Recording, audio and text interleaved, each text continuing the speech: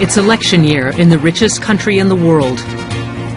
But tent cities for the homeless are springing up around the nation. You sleep in here? Yeah. Wow, there's not a lot of space in there. Tonight, Panorama finds out what it means to be poor in America. From the storm drains under Las Vegas. We look up and probably about 50 yards away from us, there's about a 1.5 foot wall of water rushing toward us. To the 1.5 million homeless children. I went to bed hungry because my parents didn't make anything and we had nothing to eat. And the all-night queues to see doctors.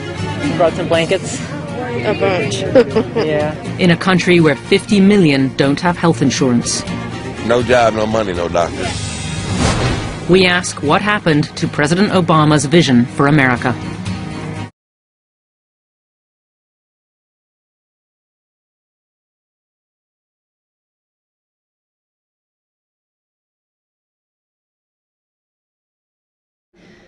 Can you say why America is the greatest country in the world? Diversity and opportunity. Lewis? Freedom and freedom. So let's keep it that way. Will? The New York Jets. No, I'm going to hold you to an answer on that. What makes America the greatest country in the world? Well, Lewis and Sharon said it. Diversity and opportunity and freedom and freedom.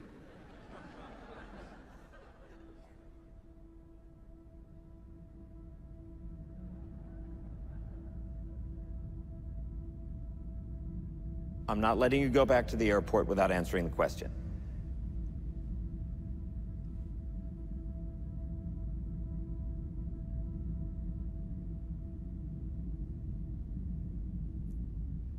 Well, our Constitution is a masterpiece. James Madison was a genius. The Declaration of Independence is, for me, the single greatest piece of American writing. You don't look satisfied. One's a set of laws and the other's a declaration of war. I want a human moment from you. What about the people? Why is America not the greatest country in the world, Professor. That's my answer. You're saying... Yes. Let's talk about... Fine. Sharon, the NEA is a loser. Yeah, it accounts for a penny out of our paycheck, but he gets to hit you with it anytime he wants. It doesn't cost money. It costs votes. It costs airtime and column inches. You know why people don't like liberals? Because they lose.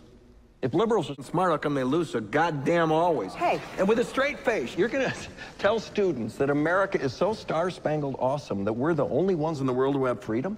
Canada has freedom. Japan has freedom.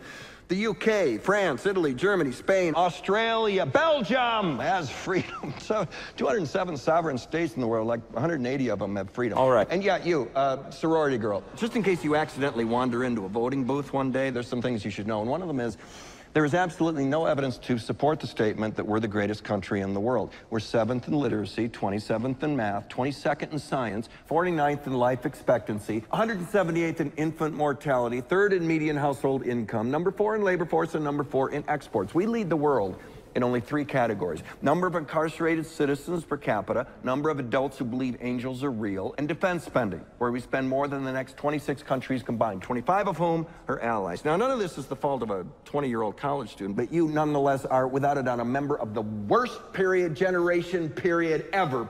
So when you ask what makes us the greatest country in the world, I don't know what you're talking about. Yosemite?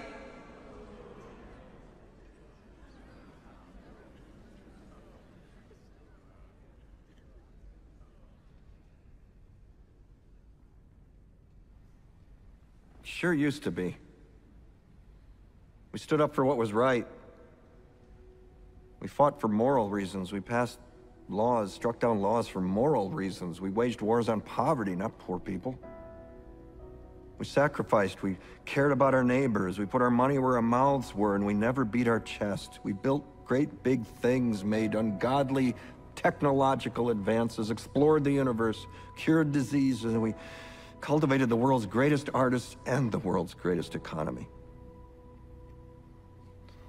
We reached for the stars, acted like men, We aspired to intelligence. We didn't belittle it. It didn't make us feel inferior. We didn't identify ourselves by who we voted for in the last election, and we didn't scare so easy.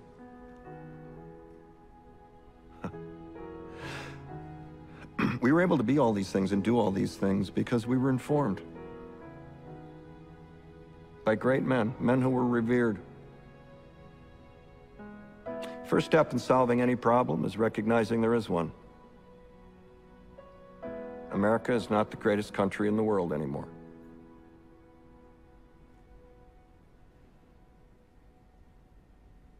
Enough? O norte-americano, ele irrita o mundo porque ele passa assim uma imagem como se ele fosse não só o governo dos Estados Unidos, como se fosse o governo do mundo. Freedom of assembly, freedom of expression, and freedom of the press. Come here, Chris. You want to get arrested or no? Are pillars of an open and inclusive society. There is a clear responsibility by the Egyptian government to hold accountable those responsible for these attacks.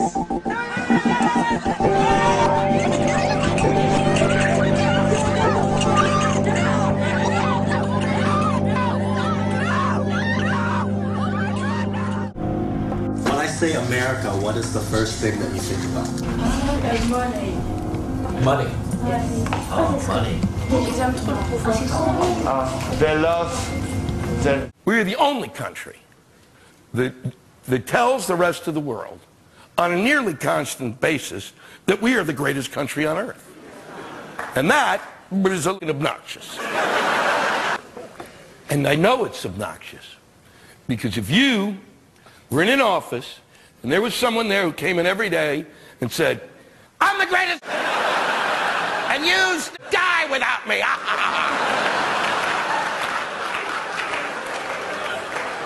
I can guarantee by the end of the week, you'd have killed him. And eaten him just to try to possess his power.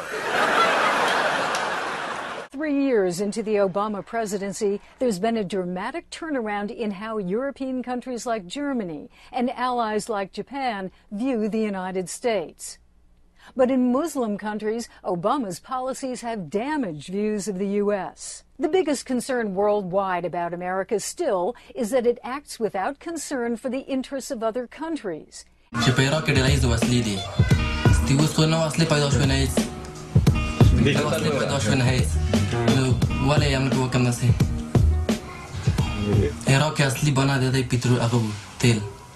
یو شی وزارت اضافه کومه که چې امریکا وغواړي د افغانستان سره مثلا یا د اسلامي ملکونو سره خپل روابط ښه وساتي او وغواړي چې دا به روابط ښه وي نو دوی د هغوی سره د باید د هغوی اعتقاداتو ته باید احترام وکړي ډېر.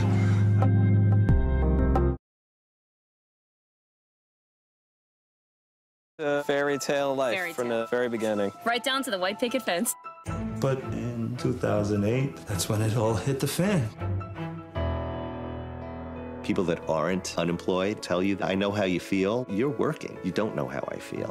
I will thank God every morning for that next job. That tells you something about the economy. When we're that busy, it's never good. It's like you look around, we don't seem like people who are in foreclosure. But we work really hard at not letting all the stress drown us. I'm broke. I'm bankrupt. I'm done. The American dream is gone.